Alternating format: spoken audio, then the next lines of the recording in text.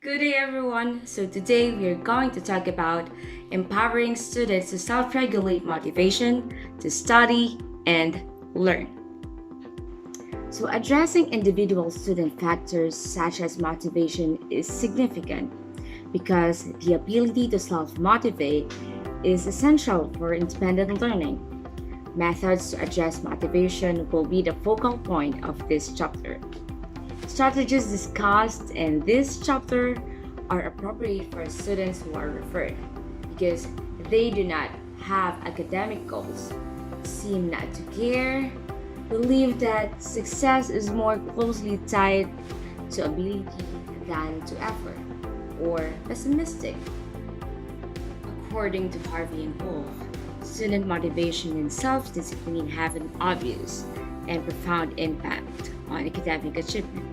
And as per for Duckworth and Seligman, self discipline predicts grades, attendance, course selection, and homework completion better than either intelligence or achievement test scores do.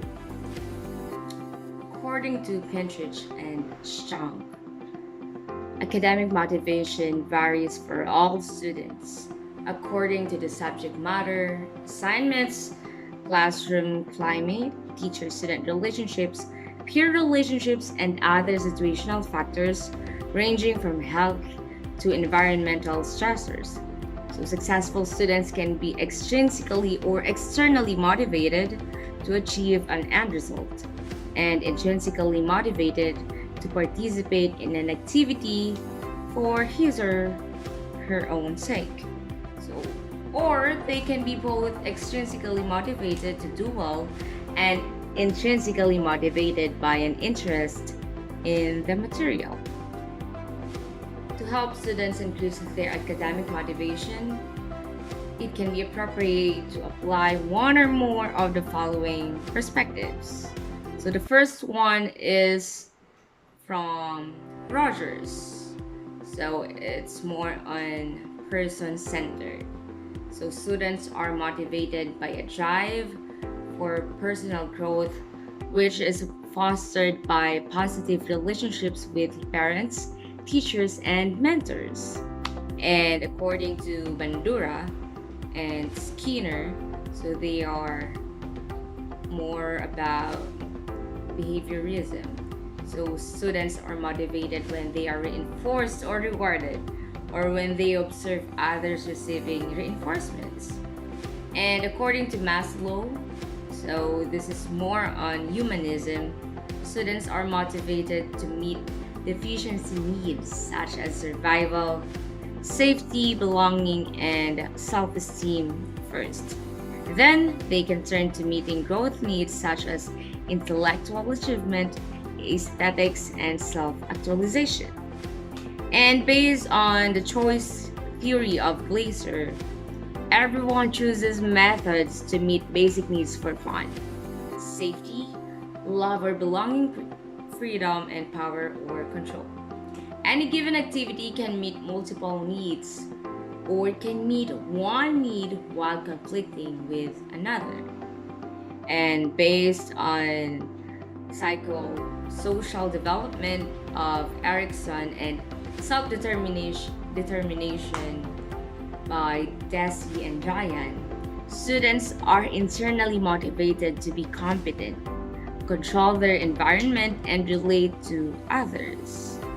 And according to the cognitive theory, students are motivated by their cognitions, including their belief in self efficacy, attributions for success and failure, locus of control, and goals. And these research has found that positive self-efficacy regarding academic tasks results in academic success because it is associated with greater persistence, decreased procrastination, increased of self-regulatory strategies, and higher grade attainment to the point that self-efficacy has described as a key to improving the motivation of struggling learners.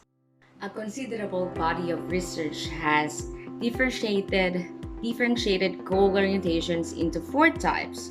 So these are related to mastery, performance approach, performance avoidance, and work avoidance. Each type has been associated with particular settings and academic outcomes. Students with mastery goal orientations are intrinsically oriented to focus on improving their knowledge, skills, and understanding of the material. Students with performance goal orientations focus on external assessments by others. So these orientations are most prevalent in competitive settings with norm reference standards. And students with performance approach goal orientations express interest in pleasing others, impressing others by looking good, receiving high grades, bringing honor to their families, maintaining friendships with high achieving friends, or obtaining rewards. And these students obtain higher grades than those with only mastery goal orientations.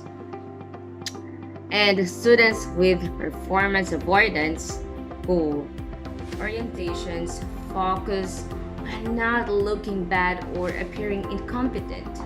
They frequently suffer from test and performance anxiety, fear of success, or fear of failure.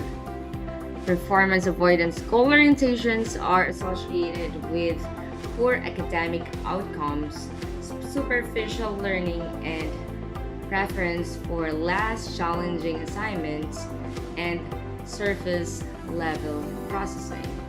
And students who have work avoidance goal orientations focus on minimizing the amount of time and effort they expend.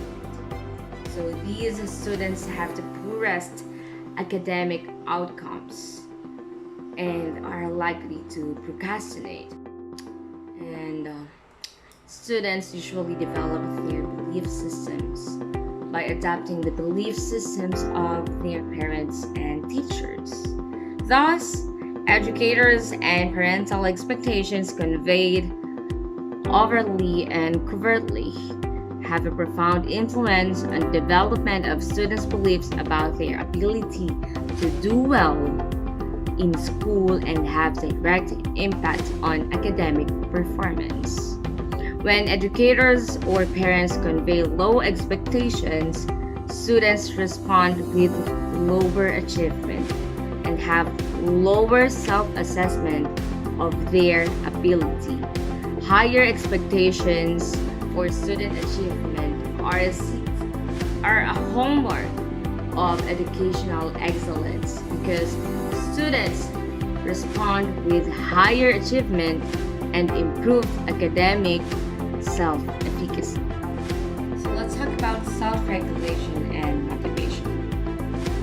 Self-regulated students actually deliberately regulate their motivation level.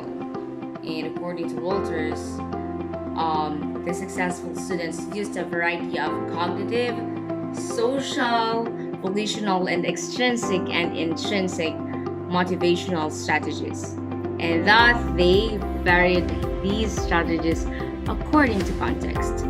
And cognitive strategies described included summarizing readings, making flashcards, and taking and reviewing notes. So social strategies included seeking help from a professor, teaching assistant, or friend. And volition strategies involved using methods to regulate learning environments, maintaining or increasing concentration, intensifying willpower, and regulating motivation to study and learn. So let's now move on to methods.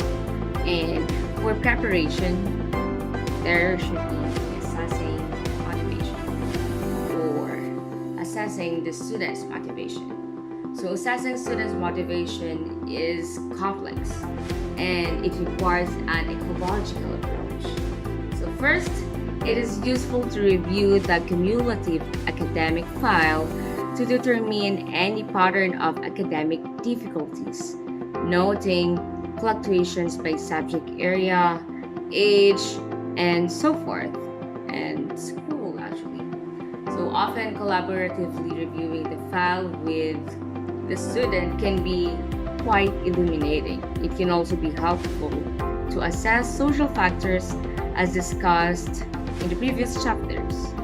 And adults can only informally assess variables that affect motivation and are internal to the student by using the menu of questions contained in this worksheet. So the worksheet 4.2. So checklist of strategies to promote motivation can be used to assess which motivation strategies a student already employs. Learner.